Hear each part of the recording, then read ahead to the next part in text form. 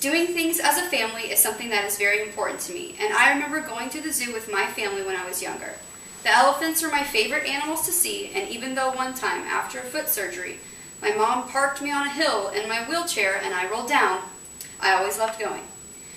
My name is Alex Gruber, and I'm going to talk to you about the history and special events that have happened at the Oklahoma City Zoo. The Oklahoma City Zoo first opened in 1904 at Wheeler Park as a small zoo in Oklahoma City. It was the first zoo in the Southwest, with a deer being its first animal. After dreams of expanding, in 1909, the city of Oklahoma City bought Lincoln Park for the small zoo currently at Wheeler Park to move to the much larger Lincoln Park. The zoo then had a plan for 125 animals to be at the new Oklahoma City Zoo once it was ready. Unfortunately, in 1923, when a devastating flood hit Wheeler Park, the zoo had to move to the state fairgrounds since the Lincoln Park land was not yet ready. The following year, a fire broke out in Lincoln Park, and in 1925, reconstruction began and the zoo finally moved to the site. In 1933, the zoo began to construct the zoo amphitheater, which would later be one of the most popular places to see a concert and be the setting for Oklahoma's favorite band, the Flaming Lips live DVD, UFOs at the zoo. Throughout the rest of the 30s and 40s, the Oklahoma City Zoo at Lincoln Park improved and grew. In 1950 marked the zoo's first public problem. At that time, the zoo had two leopards, Luther and Lynn. Luther would later be renamed Leapy after this story that scared the public. On February 25, 1950, a leopard that had arrived not even a week earlier from India leaped out of his 18-foot pit. 6 boys saw the escape, ran from the site, and yelled at the public, informing them that the leopard was loose. People at the zoo said they didn't believe the kids and thought it was a prank. The zookeepers knew this was a more serious issue and immediately went to deal with the situation. They searched the entire zoo, and the leopard was nowhere to be found. They had to go public and inform everyone to keep their eyes out and be careful if put in a dangerous situation with the animal. After 3 days of searching for Luther, or Leapy as they called him, they found him and returned him to the zoo.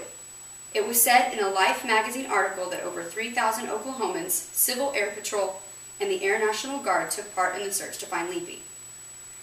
In 1953, the song I Want a Hippopotamus for Christmas came out and was sung by Ponca City resident Gayla Peavy, who was 10 at the time. The Oklahoma City Zoo decided to get in touch with Gayla and use her Oklahoma status and popular song to bring a hippo to the zoo. The song was used to ask for donations, and the zoo eventually did get their hippo. 1962 marked one of the strangest science experiments I have ever heard of. 3 scientists from the University of Oklahoma were interested in what is called must. Must is something that happens primarily in male elephants during the ages of about 12 to 45 and happens twice a year. When an elephant enters this period of must, the elephant gets restless and irritable. His eyes water, and the bilateral temporal gland, which is located between the eye and the ear, starts to excrete a brown, sticky fluid. Within 48 to 72 hours, the elephant goes through a violent period and charges around for about 2 weeks and may even attack anything in its path. The scientists, West, Pierce, and Thomas, wanted to know what this brown fluid was and what it did to the elephant. The men decided they wanted to attempt to force the elephant into this period of must and decided that LSD would be the best way to duplicate the results. On August 3, 1962, at 8 in the morning at the Oklahoma City Zoo, Tusco, the bull elephant, was given 297 milligrams of LSD. Tusco began charging and rushing around the pen, which was not what the men expected. Tusco's irritability and restlessness increased for the next 3 minutes. All of a sudden, Tusco stopped and showed incoordination. Judy, Tusco's mate, approached him and attempted to support him. He began to sway, his legs buckled, and 5 minutes after the shot of LSD, Tusco collapsed to his right side and started having a seizure. After many attempts to administer other medication to offset the LSD, after 1 hour and 40 minutes after the LSD was given to Tusco, he died.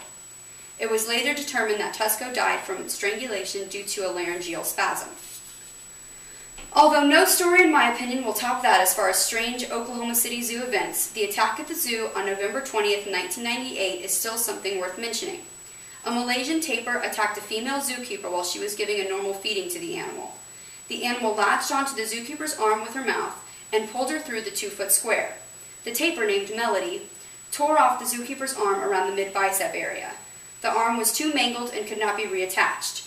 There was some controversy over this attack since other zookeepers warned the woman involved in the attack, but she decided to feed the animal anyways.